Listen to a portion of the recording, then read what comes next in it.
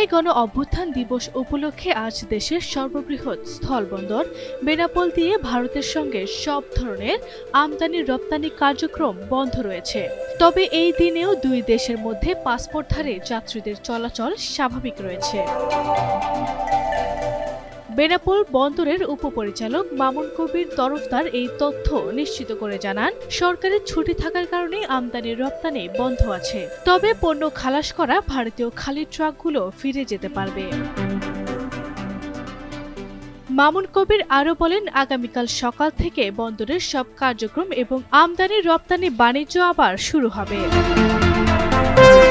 এদিকে Benapole checkpost immigration পুলিশের ভারপ্রাপ্ত কর্মকর্তা ইলিয়াস হোসেন মুন্সি জানিয়েছেন, বন্দরে আমদানি রপ্তানি বন্ধ থাকলেও ইমিগ্রেশন চেকপোস্ট দিয়ে পাসপোর্ট যাত্রীদের যাতায়াত অন্যান্য দিনের মতোই স্বাভাবিক থাকবে।